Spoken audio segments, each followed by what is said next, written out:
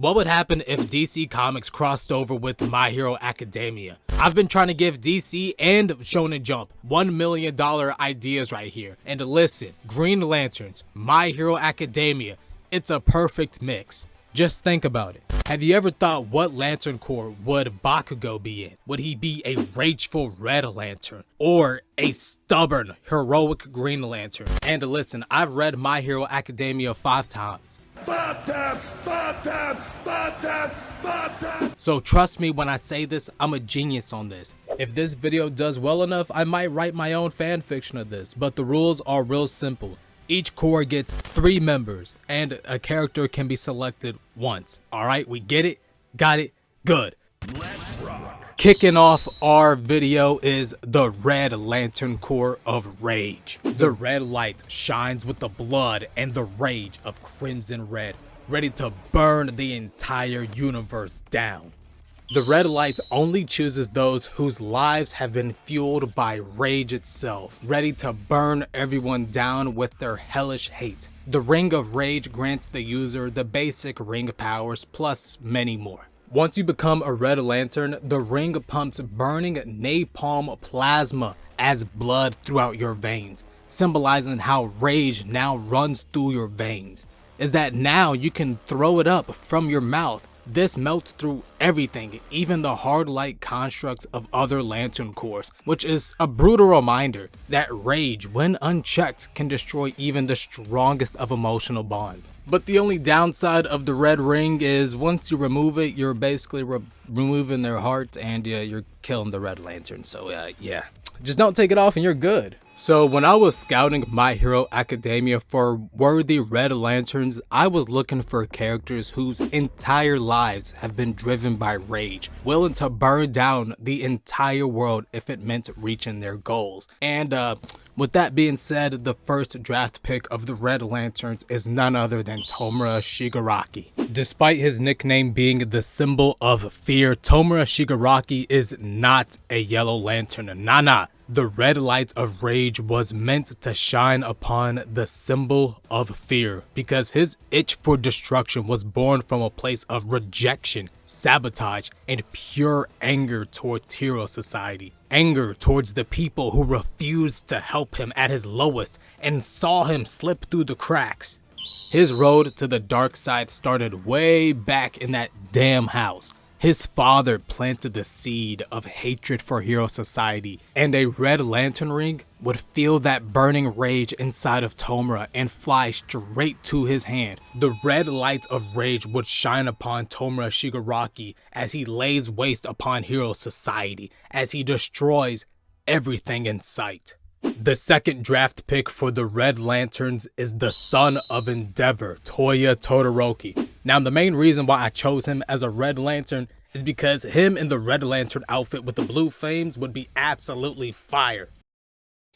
Oh, brother! But secondly, Dabi's entire life has been fueled by rage. Every time he accidentally burnt himself with his quirk, he got angrier. Seeing his younger brother Shoto, born with the quirk his father wished Toya had, drove him to a point of attacking his infant brother, setting himself on fire and then presumably killing himself, all in the name of getting his father to notice him, to be loved by his family. Even All For One considered Toya a hopeless cause. His only goal is to destroy everything NG Todoroki built.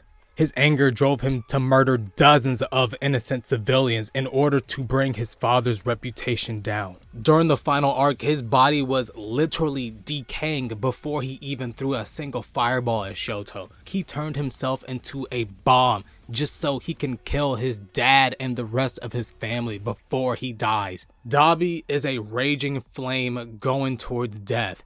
The red light of rage would burn bright from Toya Todoroki's blue flames.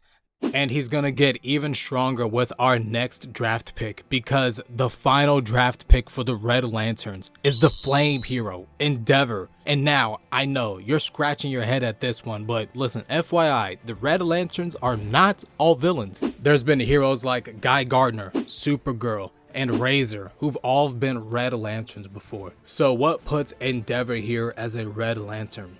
It's simple. His anger is aimed directly at himself. His jealousy of All Might, underneath it all, it's just insecurity. His abuse of his kids, a cycle born from the abuse his father did to him. Endeavor wakes up every day hating himself for never reaching All Might's spot, for abusing his family. So it doesn't matter what you say at home, what Toya, what Dabi say. At the end of the day, the only person who hates Endeavor more is Endeavor himself. If Enji Todoroki were to ever get a Red Lantern ring, it would be fueled solely by his self-hatred. Up next, we have the Orange Lantern Core of Greed. The orange light shines with greed, with relentless thirst for more. But unlike other Lantern Cores, the orange light only shines on one person, not you. The Orange Lantern Ring only chooses someone who believes they lay claim to all within their sight, to take what they want because it's their birthright. The Ring of Greed grants the user the basic ring powers plus many more. So the Orange Lanterns are pretty much a solo act because you're too greedy to share the other rings, but to compensate, you can create your own orange construct shadow clones with the same powers of anyone you've defeated. All of them serving you, of course. This being just greedy, like you're stealing other people, you greedy bastard. The Orange Lantern Rings have the ability to absorb any type of power source, other lantern rings, magic, even chakra. Yes, he's absorbed chakra before. But the Orange Lantern Ring doesn't just serve its user, it corrupts them, symbolizing how greed can devour all of us, our identities, our morals, even our free will.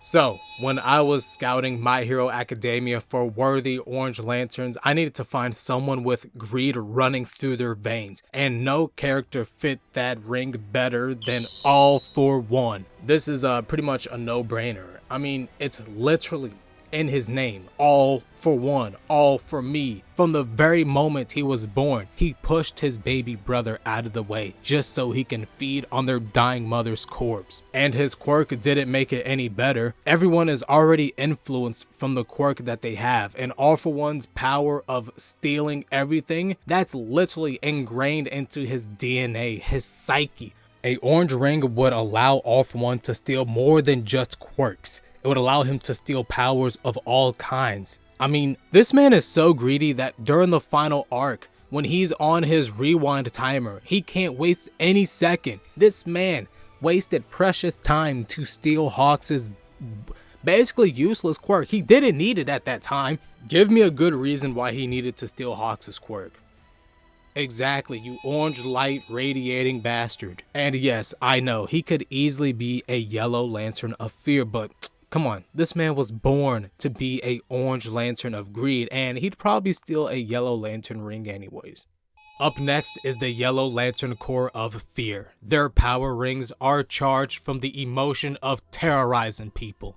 When that yellow light shines, it makes your greatest fears into light, making you bow on your knees as it strikes fear into your heart. The Ring of Fear grants the user the basic ring powers, of course, but it does much, much more. With the ring, you can instill fear. Unlike the other cores, the Yellow Lanterns draw power from the fear of others instead of overcoming fear, but the wearer can manipulate the opponent's mind and create constructs of their worst nightmares, even creating illusions if it means that they can scare you. So when it came to scouting My Hero Academia for worthy Yellow Lanterns, I had a bit of trouble because you see the Yellow Lanterns are actually called the Sinestro Corps, and he's a villain, and really he recruits people who can cause fear in order to control people, and I did manage to choose a couple. So our first draft pick for the Yellow Lanterns is Hero Killer Stain. This one is kind of obvious outside of All For One. Stain doesn't just kill heroes, he paralyzes them with his presence alone. There's this iconic moment in the anime where Stain, even though he was defeated, injured, he was still able to put fear to the hearts of every hero surrounding him. Just saying the name, Stain. His name carries so much weight, it made heroes think twice before they put on the cape for the day. And back during his villain killing days at Stendhal, he would put fear into anyone's heart who would consider crime. He literally killed someone for running a red light in Vigilantes. I'm not joking. If a Yellow Lantern ring were to ever come in the My Hero Academia universe, best believe the hero killer has his name on one. Our second draft pick for the Yellow Lanterns is Destro, the leader of the Meta Liberation Army. And before you bring up how he bowed down to Shigaraki out of fear, that's exactly the point. Destro doesn't just understand fear. He knows how to wield it to control others. That's why he was able to run an entire army, an entire city under his control. And that's because that stress quirk, that put fear into people's hearts. You did not want to stress this motherfucker out. It also doesn't help when your daddy is Destro, one of the greatest villains of all time, and you use his book, his legacy, to instill fear into the people you want to control. That right there is a worthy Yellow Lantern. Destro, that Yellow Lantern will look great on your finger. Hopefully it keeps the stress down, big dog. And our final draft pick for the Yellow Lanterns is gonna be Gigantomachia. Now, I thought about Aizawa, Hawks, even twice. They can instill fear in their own ways, but no one in MHA bodies raw terror like Gigantomachia. The biggest, the largest, a walking nightmare, a absolute menace. He is a tank. This man has canonically caused PTSD for multiple heroes like Mina and Kirishima. And if you give him a Yellow Lantern ring, the ability to craft constructs with fear, suddenly you're walking with an unstoppable disaster. Plus, you look at the rest of the Yellow Lanterns, this guy would fit in perfectly.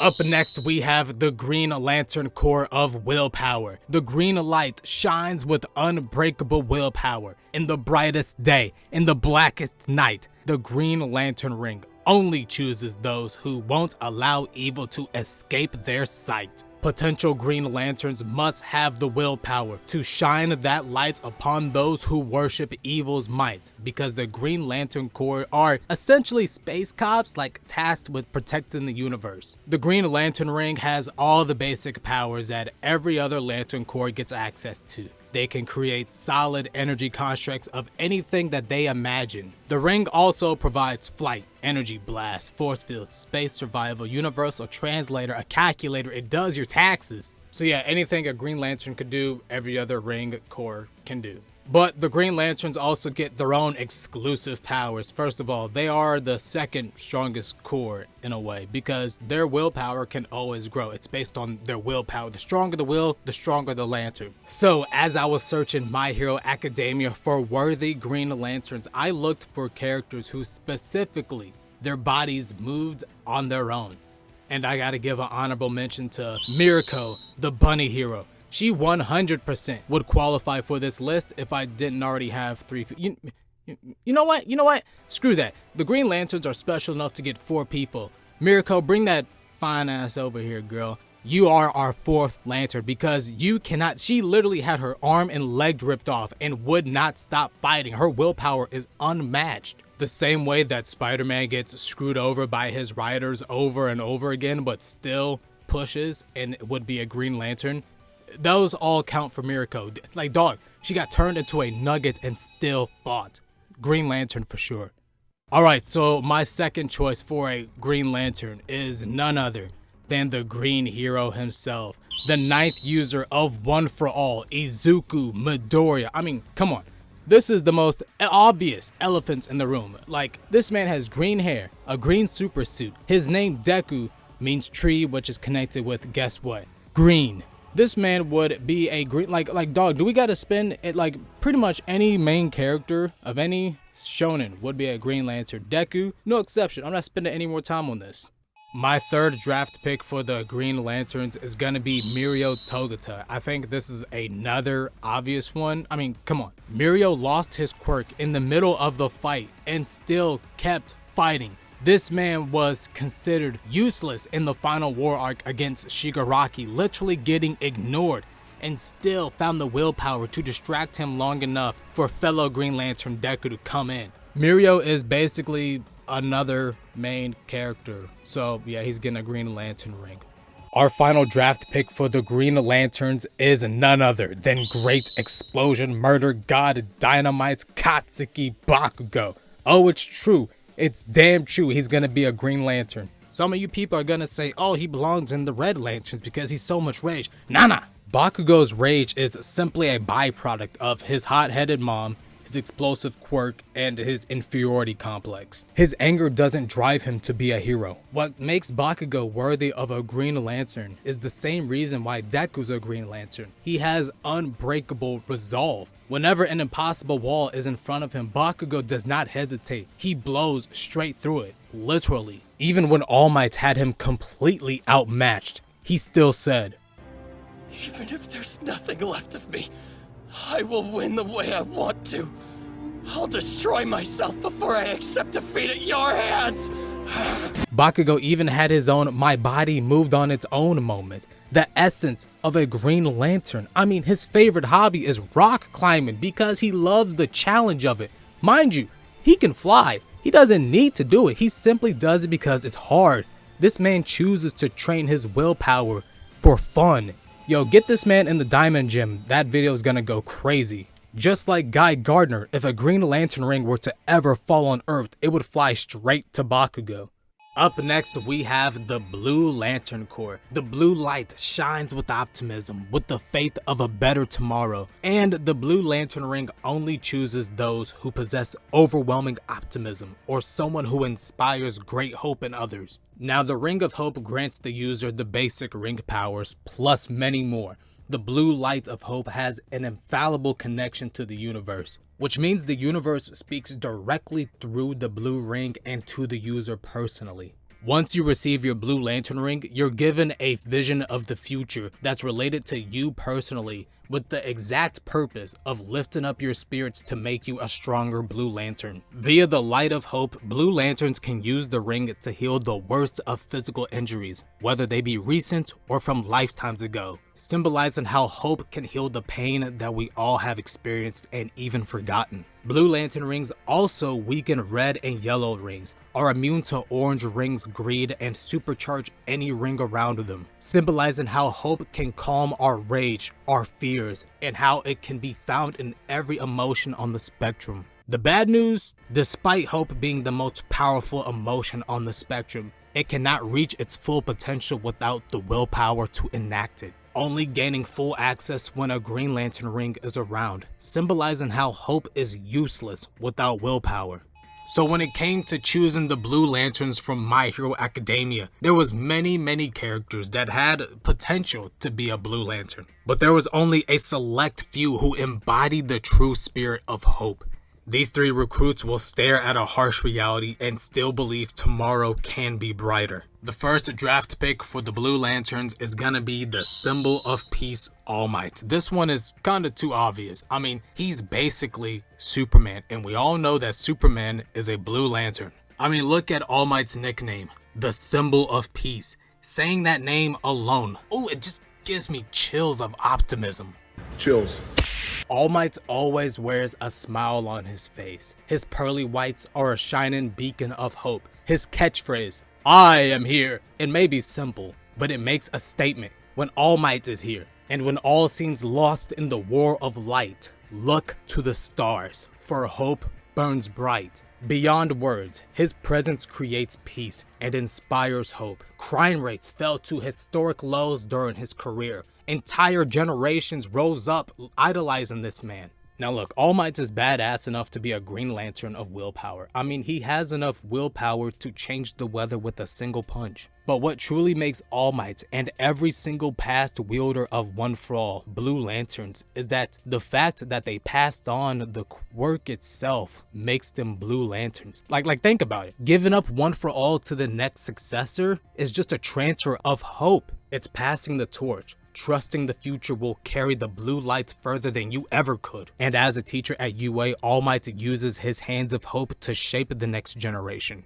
And in the final arc, when he's fighting All for One, getting treated like a ragdoll, All Might still smiles. He still fights. And why? All Might isn't just a hero. He is hope personified.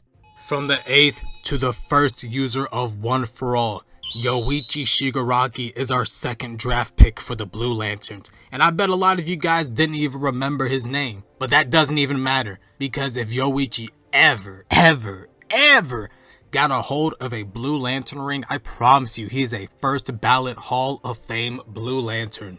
And why? Well, that's because Yoichi has hope tattooed on his forehead. He embodies hope under impossible odds. He was kept like a possession by All For One, a demon lord whose power was pure greed, whose orange light spread despair across the entire planet. Yoichi was quirkless, powerless, cut off from the entire world completely at the mercy of his brother, and still he carried hope. Hope for a brighter tomorrow. Hope that even his brother could one day return to the light. But that's exactly why Yoichi embodies that Blue Lantern aura, where greed devours, where despair spreads, hope endures, and he did that by passing One For All on. Passing on that worthless quirk to a stranger he didn't even know was the ultimate act of hope. Without Yoichi's faith in others, the entire story of My Hero doesn't even happen. And when you look at it thematically, the matchup is pretty perfect. Yoichi as a Blue Lantern versus All For One's Orange Lantern. A perfect symmetry, because in the comics the Orange Lanterns cannot absorb hope.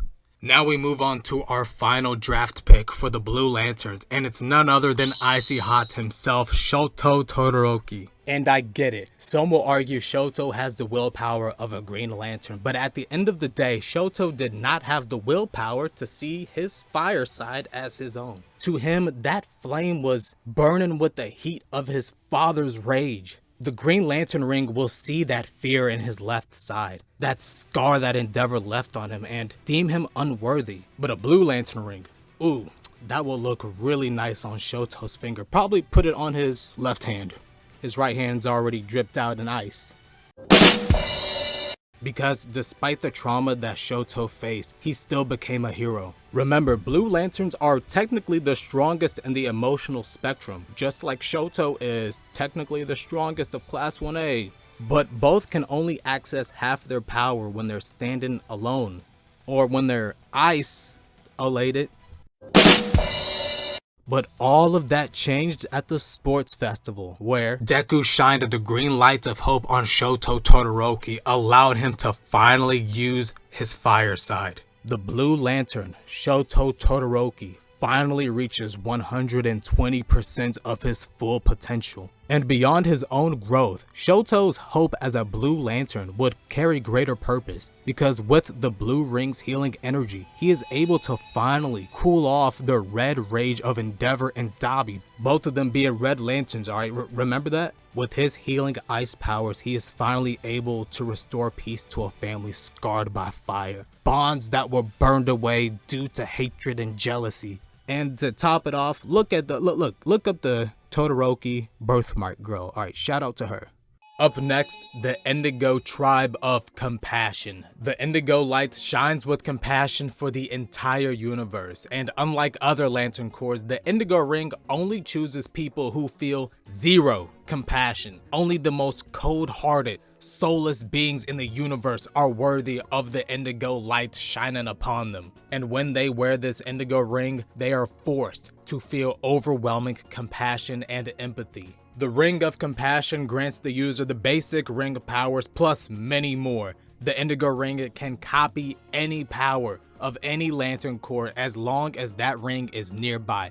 So the Orange Lantern power stealing? Copied. Of course, this is supposed to replicate having empathy and sympathy. The Indigo Ring also grants the ability to teleport across the universe, symbolizing how compassion can lead to protective love, making you go the distance for somebody. The Indigo Tribe also have their own language that nobody can translate, which is supposed to symbolize how everyone feels left out when you can't speak that language. Also, the Indigo Tribe is untraceable, which doesn't really symbolize anything, but I would hate to see that a sociopath serial killer is out there and nobody can find him. But the good news is that when you put on the Indigo Tribe ring, you're forced to be a good person. So when I was drafting My Hero Academia characters for the Indigo Tribe, I had to look for the absolute scum of the earth with no remorse for human life. And that means my first draft pick is gonna be Muscular. Now, if you just heard everything I said about the Indigo Tribe, you know that this man Muscular is getting a Indigo ring shoved onto his meaty fingers as soon as possible. We are talking about someone who has killed multiple professional heroes, innocent civilians. Hell, this man was willing to kill 2 children in one night, and when he got released from prison, he was willing to kill a 3rd. You are a Indigo ring, sir, through and through. If there is anyone who needs to have compassion forced onto them, it is Muscular. The second draft pick for the Indigo tribe is gonna be Kai Chisaki, aka Overhaul. Now, again, this man, obvious Indigo tribe. This is a man who was willing to use a 6-year-old child as a lab experiment for an infinite money glitch. By harvesting Ares' quirk for God knows how long, he was going to mass produce quirk destroying bullets, give those to the villains will use it against the heroes will come to him for the cure. Overhaul used his own henchmen like disposable bullets that he can just kill when they slightly annoy him. And when Deku pressed him about apologizing to Eri, this man looked Deku straight in the face, baffled, flabbergasted at the thought of apologizing to Eri. Yeah, we're putting this Indigo ring on your hand. Oh wait, you don't have one. Yeah, let's go ahead and put this around your throat like a dog. And our final draft pick for the Indigo tribe is gonna be number 6 from My Hero Academia Vigilantes. Now the reason why I'm putting number 6 on this list is to give Vigilantes a shout out, and number 2 because Vigilantes has this guy, number 6, created in a villain factory by All For One. He has this one disease called agnosia. It's a condition where it affects your ability to recognize people or objects, and putting 2 and 2 together, it led to him having no compassion for human life, literally manipulating people, gaining emotional attachment to them, and then betraying them in the most heartless way possible, killing people. Hell, this man's last dying breath was trying to kill one person. And it's all because he was raised in a factory by All For One with no compassion whatsoever. This man is rightfully a Indigo tribe member. Up next is the Star Sapphire core of love. The violet light shines with affection for hearts long lost and full of fright, even those alone in the blackest night. The ring of love only chooses those who are capable of holding a deep love for others, or have had their life changed or driven by love. This includes all types of love, romantic, platonic, and even stalkerish. If you accept this ring and join the fight, remember that your love conquers all with the violet light.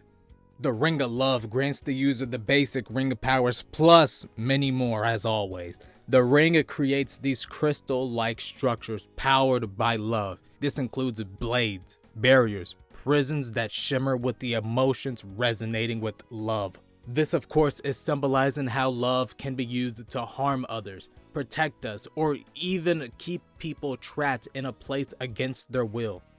Star Sapphires also have the ability to sense their true love across the universe and teleport to them, symbolizing how love makes us jump leaps and bounds for our loved ones. Star Sapphires can not only force their target to slowly fall in love with them, but they can also ignite this glowing star-like thing on their chest, and once you look into it, it shows you your heart's desire, the love you are missing, and only those who look into the light can see what they see. But also the most important one, the light of love is immune to the Orange Lantern's absorbing powers, meaning that you can't absorb the love, there's enough to go around, baby.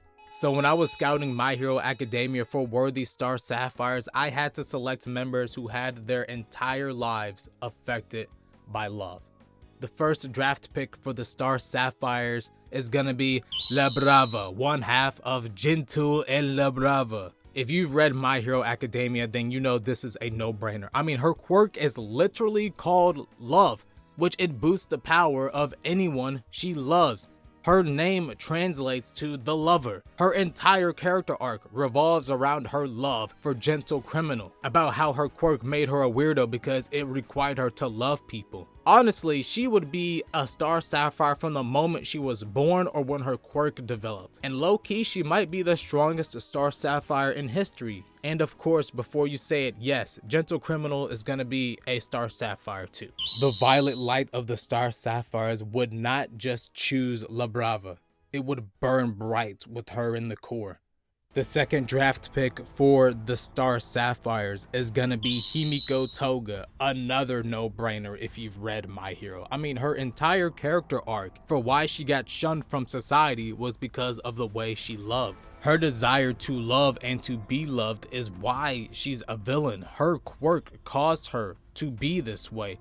Drinking blood made her an outcast. People didn't want to love her despite the fact she wanted to love others. Whether it's man, woman, romantic, or platonic, Toga's whole life has been driven by the love she has had for people. And despite her being rejected again and again, she loves wholeheartedly. So the Violet Light would choose Toga in a heartbeat, seeing that she embodies what it means to be a Star Sapphire. If a Star Sapphire ring were to ever appear in front of Toga, shining bright with the violet light of love, she would reach for it. Not because it was calling to her, but because she knows wearing that Star Sapphire ring would make her the cutest girl in the world. And finally, the last draft pick for the Star Sapphires is going to be Ochako Uraraka, aka Uravity. Now look, before you people say that this is misogynistic having all the girls here, remember I said Mirka would be a Green Lantern. Point is, Ochako's whole life has been driven by the love for others. She has become a hero to give her parents a better life, and sure, it was mainly because she wanted millions of dollars. But Uraraka needed that millions of dollars to fund her family's lives because she loved them that much. At UA, she fell in love with Deku, and that caused her to lock in being a better hero. Hell, Uraraka even loved Toga in a we'd be friends if you weren't a villain type of way. Listen, the violet light of the Star Sapphires would never leave Uraraka's side. A Star Sapphire ring would look really good on her finger, matching her outfit really well. Now, I did consider doing the ultraviolets, but quite frankly, they fucking suck. So we're gonna move out of the color spectrum over to the black and white lanterns. First up, we got the Black Lanterns. Their members are chosen from people obsessed with death or already dead, and their rings are fueled by the black light of death. Black Lanterns are basically cosmic zombies. The more people they kill, the stronger their entire core gets. Now, Black Lanterns can mimic any other Lantern Corps' powers, plus they get the added benefit of a domain expansion that cuts you off from your main power battery. This, of course, represents how death's finality cuts you off from the light of all emotions, from the light of life. So when I was drafting members for My Hero for the Black Lanterns, there was only one character I could think of, and that was Ending. You know, the main villain from My Hero Endeavor Agency. Now, the main reason why I chose Ending is because his philosophy is that the only thing you can control is your death, and his death has to come at the hands of Endeavor. I mean, this guy compares himself to a Nomu to justify Endeavor killing him. You know, the literal reanimated corpse. If Ending is somehow, some way able to convince Endeavor to kill him, the Black Lantern ring will fly straight to his hand. Now, yeah, the Black Lanterns, they seem unstoppable, but the White Lanterns are their ultimate counterparts. Up next, we have the White Lantern Corps. Their members are chosen from the people who embody all that life has to offer, and their rings are fueled by the white light of life. They are the strongest Lantern Corps out of all of them because they have all of the emotions mixed into them. Kind of like how prisms work. The White Lanterns can cleanse the Black Lanterns, reviving the dead, and even copy all the other Lantern powers. Like, they are the strongest. And when I was drafting members for the White Lanterns, I couldn't think of any other character besides young Eri. And why? Well, this little girl has experienced all that life has to offer. When she was being experimented on, she felt fear. She saw what anger, what greed, what having no compassion does to a man. And yet, she was still able to have hope that she will find happiness. She had the willpower to chase it, and she is still able to love. Eri is 100% the only person in My Hero who fits the White Lantern. Deku, he's close, but nah, it's Eri. And thank you guys for making it this far in the video. God, bruh, this video took forever to edit and upload. I'm sorry, I've been slacking. I'm literally days away from the last season premiering. Like, bro, oh my God. Thank you guys for watching this video. I appreciate it. I'll see you guys in the next video. Let me know if you want me to do this with other animes and stuff. But yeah, I'm done. I'll see you guys at the premiere. Deuces.